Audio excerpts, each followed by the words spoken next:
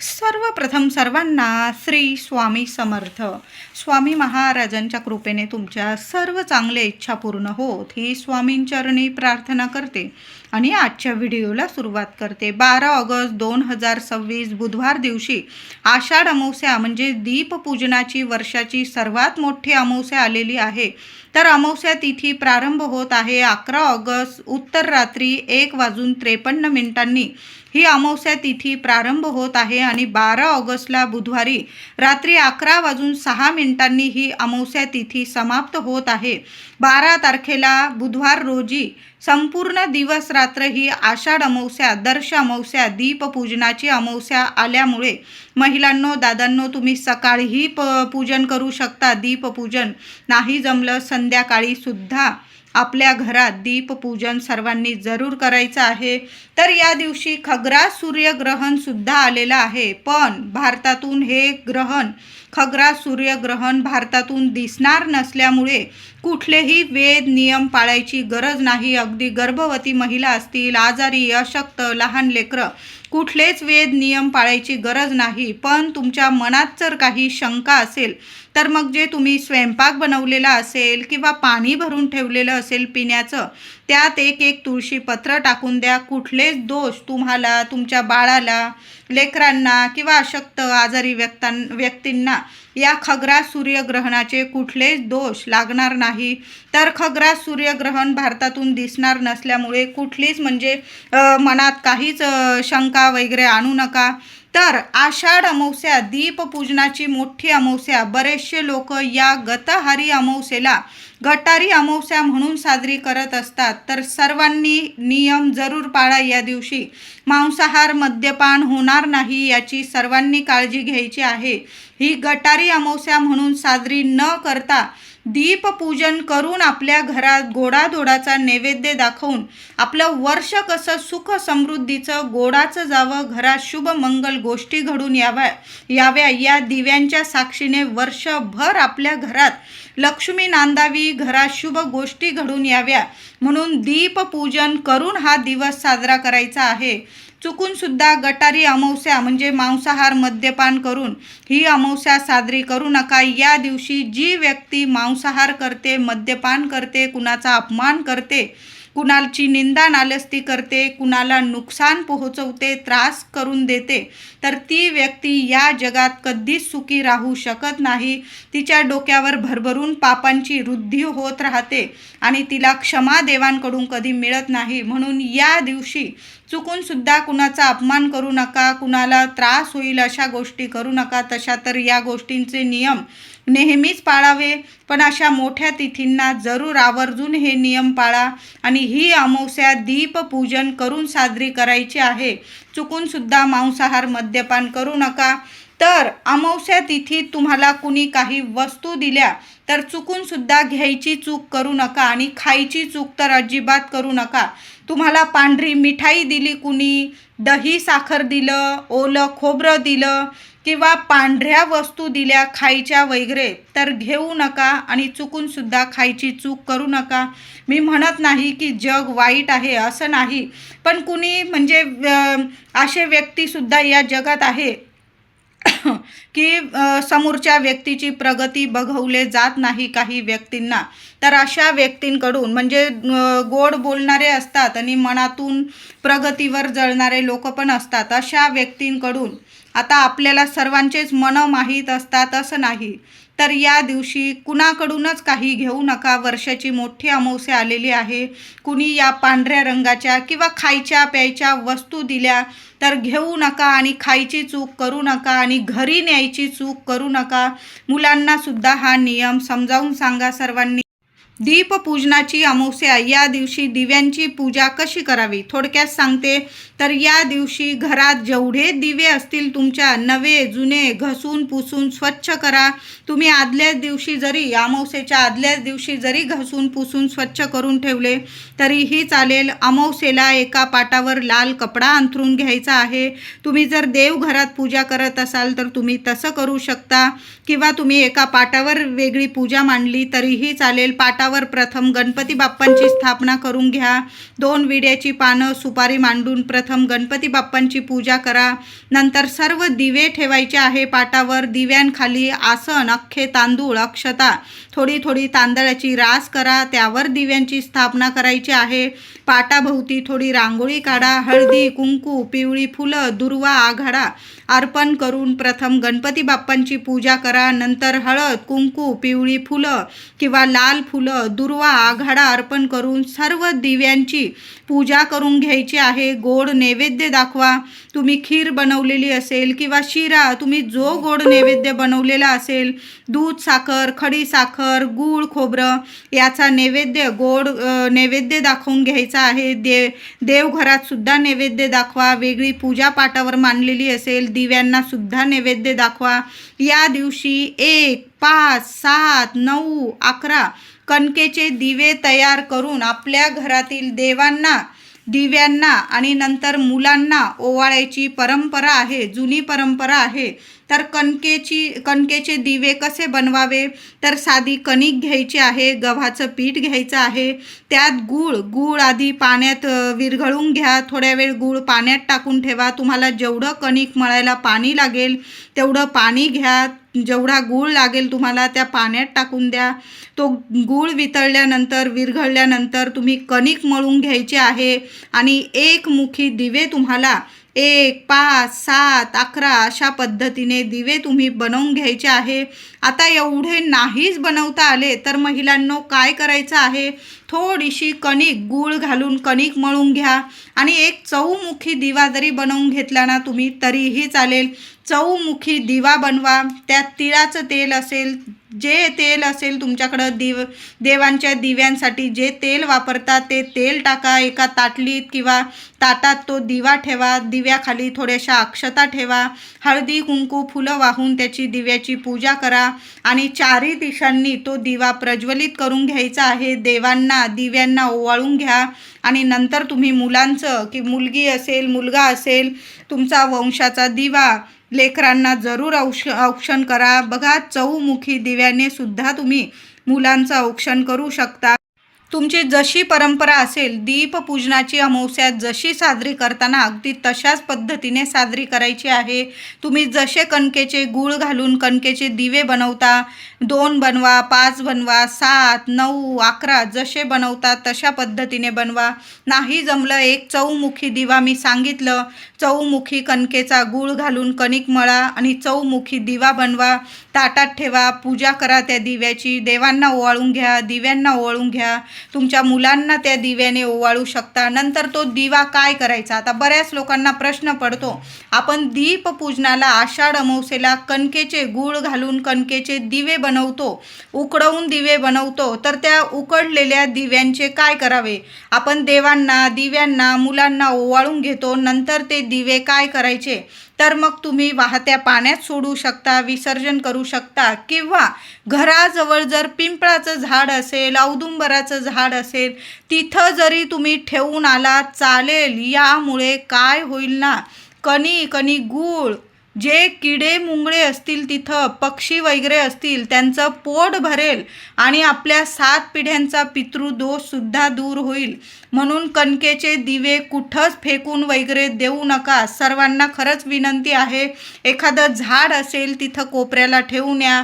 किडे मुंगळे वगैरे, पक्षी वगैरे खातात, त्यांचं पोट भरतं, आपले पितृदेवता तृप्त प्रसन्न होतात आणि भरभरून आशीर्वाद देतात. लक्ष्मीनारायणांचा आशीर्वाद मिळतो. म्हणून दीपपूजनाला तुम्ही कणकेचे दिवे बनवाल तर दीपपूजन साजरं झाल्यानंतर ते दिवे कुठेच फेकून वगैरे न देता एखाद्या झाडाखाली जरी तुम्ही ठेवून आलात तरीही चालेल. 99% तुमच्या पितृदोषाच्या अडीअडचणी जरूर दूर होतील. दीपपूजनाला घरातील मुलगा असो किंवा मुलगी वंशाचा दिवा म्हणून लेकरांना जरूर औक्षण करा. औक्षणाला छान असे दिवे तयार करून घ्या. तुम्ही मुटके तयार केलेले असेल, मुटकेही बनवू शकता किंवा तुमच्याकडं नसेल परंपरा, काहींकडे दोन दोन मुटके तयार करतात, नसेल तुमच्याकडं तर तुम्ही फक्त दिवे तयार केले, उकळवून घेतले ते दिवे तरीही चालेल. काही ठिकाणी उकळवून घेतात, वाफ देऊन घेतात दिव्यांना, काही ठिकाणी नुसते कणकेचे दिवे बनवतात. तुमची जशी परंपरा आहे तशा पद्धतीने तुम्ही दिवे तयार करून घ्यायचे आहे. मुलांना पाटावर बसवायचं आहे. मुलांना हळदी कुंकू लावून घ्या. फक्त कुंकू लावला, अक्षता डोक्यावर टाकल्या मुलांच्या तरीही चालेल. आणि मुलांना छान असं औक्षण करून घ्यायचं आहे. परंपरेनुसार औक्षण करायचं आहे. यामुळे काय होतं, पुढची पिढीसुद्धा घरातील या चालीरीती पुढे चालवतात आणि पाळतात. प्रार्थना बोलायची आहे. जेव्हा दीपपूजनाची अमावस्या साजरी कराल ना, तर मुलांना सुद्धा जवळ बसवा. मुलांकडून शुभम करोती कल्याणम आरोग्यम धनसंपदा शत्रुबुद्धी विनाशाय दीपक ज्योती नमोस्तुते, ही प्रार्थना मुलांकडून जरूर म्हणून घ्यायची आहे तुम्हाला. ओम श्रीम दीपदेवताय नमः, ओम श्रीम दीपदेवताय नमः या मंत्राचा जप करा आणि दिव्यांची हळदी कुंकू फुलं अक्षता वाहून तुम्ही सुद्धा पूजा करा. मुलांकडून सुद्धा पूजा करा. मुलांकडून सुद्धा दिव्यांना, गणपती बाप्पाला दिव्यांना थोड्या का होईना दुर्वा आघाडा जरूर अर्पण करून घ्या.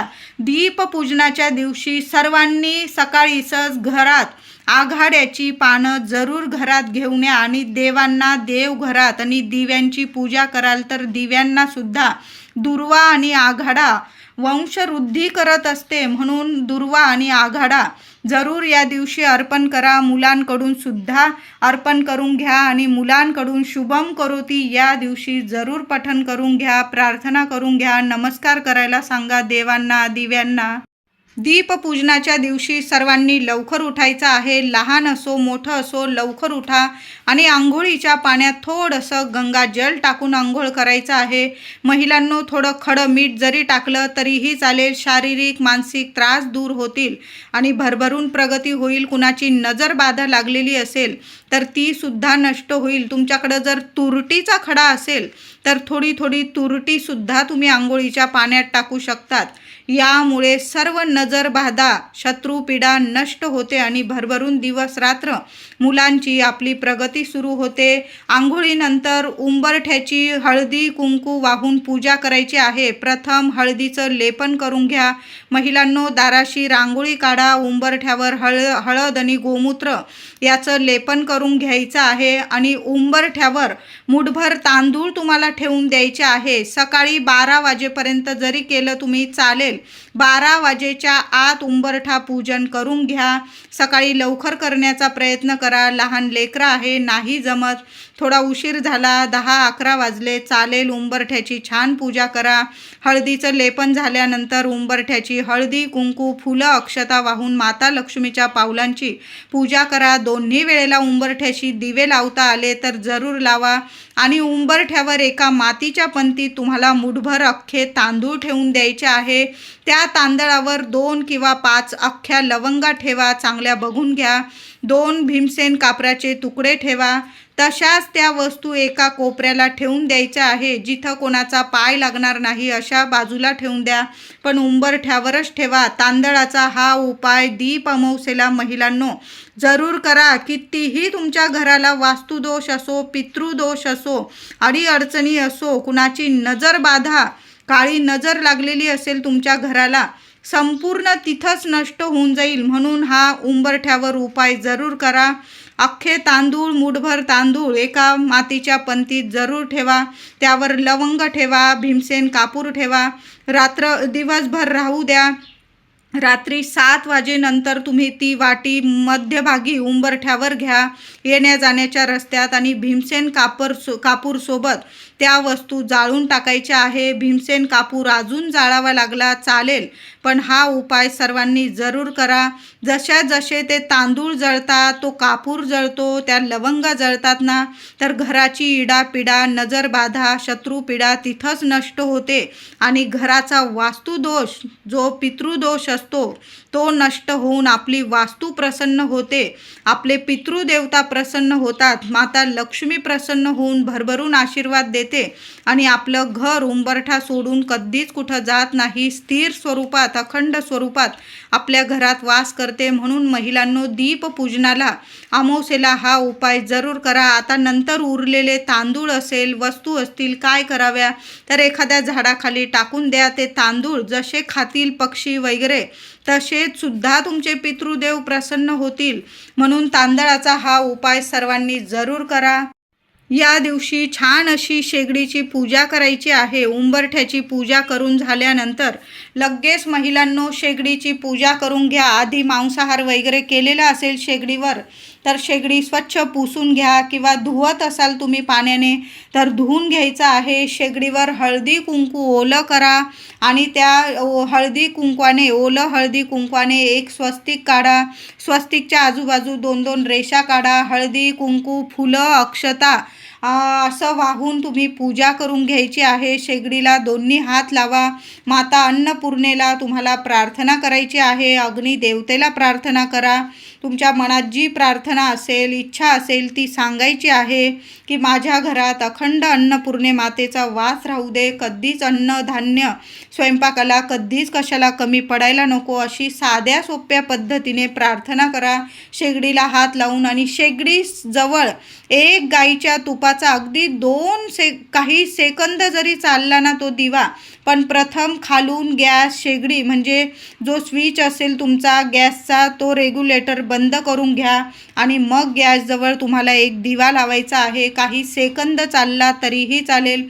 1-2 मिनटासाठी गॅसजवळ तुम्ही एक दीप प्रज्वलित करा. दिव्याने गॅसला ओवाळून घेतलं तुम्ही चालेल, पण अशी गॅस शेगडीची पूजा आवर्जून करा. महिलांनो, मोठं दीपपूजन करत आहात ज्यावर आपण रोज स्वयंपाक करतो, अन्न शिजवतो, आपलं पोट भरतं, लेकराबाळांचं पोट भरतं. अशा गॅस शेगडीची जरूर पूजा करा. त्या अग्निदेवतेची पूजा करा आणि एक दिवा शेगडीजवळ जरूर लावा. आणि मग तुम्ही गोडाधोडाचा नैवेद्य बनवला गॅसवर, बघा कधीच तुमच्या घरात कशालाच कमी पडणार नाही आणि अन्नधान्य भरभराट होईल. कधीच कुठल्या गोष्टीला कमी पडणार नाही आणि आरोग्य लाभेल तुम्हाला. जे पण अन्न बनवाल ना तुम्ही त्यात इतकी वृद्धी होत राहील, म्हणजे तुमच्या घरात अन्नधान्य पुरवठा साठून राहील. अन्नधान्य कधीच कमी पडणार नाही. अशा पद्धतीने गॅस शेगडीची पूजा दीप अमावस्येला प्रत्येक महिलेने सकाळी आंघोळीनंतर जरूर करा.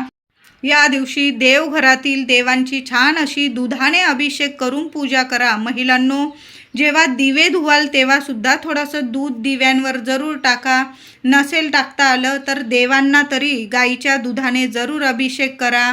जेवढे देवी देवता असतील प्रथम स्वच्छ पाण्याने, नंतर दुधाने, पुन्हा स्वच्छ पाण्याने सर्व देवी देवतांची मूर्ती स्वच्छ पुसून घ्या. देवघरात छान लाल कपडा, पिवळा कपडा अंथरा. त्यावर तांदळाची रास करा प्रत्येक देवांच्या खाली आणि मग देवांची स्थापना तांदळाच्या राशीवर करा. नंतर ते तांदूळ तुम्ही पक्ष्यांना घालू शकता किंवा तुमचा मोठा डबा असेल तांदळाचा त्यात जरी टाकलं, अन्नधान्य कशालाच कमी पडणार नाही. अशा पद्धतीने देवांना पूजा करायची आहे. हळदी कुंकू, फुलं, अक्षता, दुर्वा, आघाडा जरूर अर्पण करा. देवांना सुद्धा अर्पण करा. माता लक्ष्मीची मूर्ती असेल, मोठी अमावस्या आहे, माता लक्ष्मीला 21 वेळा तरी 11 वेळा 21 वेळा ओम श्रीम नमः कुंकुमार्चन करा. लाल फुलं देवी आईला अर्पण करा. महालक्ष्मी अष्टक महिलांनो 8 वेळा 16 वेळा या दिवशी महालक्ष्मी अष्टक संध्याकाळी पठण केलं तुम्ही शांततेत तरीही चालेल, पण माता लक्ष्मीची सेवा आवर्जून करा. देवी आईला खिरीचा नैवेद्य दाखवा या दिवशी. नंतर तो खिरीचा प्रसाद आपल्या मुलांना द्या. माता लक्ष्मीची मुलांवर कायम कृपा राहते. तर अशा पद्धतीने देवी आईची सेवा जरूर करा. आणि माता लक्ष्मीची सेवा केव्हा पूर्ण होते? जेव्हा भगवान श्री हरी विष्णूंची सेवा होते. एक माळ का होईना ओम नमो भगवते वासुदेवाय नमः, ओम नमो भगवते वासुदेवाय नमः या मंत्राचा जप करा. किंवा यूट्यूबवर तुम्ही विष्णू सहस्त्रनामावली ऐकू शकता, व्यंकटेश स्तोत्र पठण करू शकता. या दिवशी लक्ष्मीनारायणांची सेवा आवर्जून करायची आहे. आता बऱ्याच महिलांना प्रश्न पडला असेल की त्या दिवशी ऑफिस वगैरे आहे, मग दीपपूजन केव्हा करू? तर महिलांनो, तुम्ही सकाळी लवकर उठून सुद्धा दीपपूजन करू शकता. नाही सकाळी जमलं, संध्याकाळी जरी केलं तुम्ही तरीही चालेल. फक्त दुपारी 12 ते 1 हा राहू काळ असणार आहे. या वेळात या काळात चुकून सुद्धा वर्षाचं मोठं दीपपूजन करू नका. हा राहू काळ आहे, अशुभ काळ आहे. तुम्ही जर राहू काळ पाळतात तर दुपारी 12 तारखेला बुधवारी दुपारी 12 ते 1 हा राहू काळ सोडून द्या. बाकी संपूर्ण दिवस रात्र हा शुभच आहे. मुलांचं औक्षण असेल या 12 ते 1च्या दरम्यान 1 तासात फक्त करू नका. दीपपूजन या वेळेत करू नका. बाकी सकाळी संध्याकाळी तुम्ही करू शकता. मुलांवरून एक वस्तू या दिवशी जरूर उतरवून टाका. महिलांनो, थोडेसे तांदूळ घ्या उजव्या हातात, मुलांना पूर्व पश्चिम उभं करा आणि मुलांच्या डोक्यापासून पायापर्यंत ते तांदूळ उतरवून घ्यायचे आहे. ओवाळून घ्या आणि घराबाहेर टाकून द्या.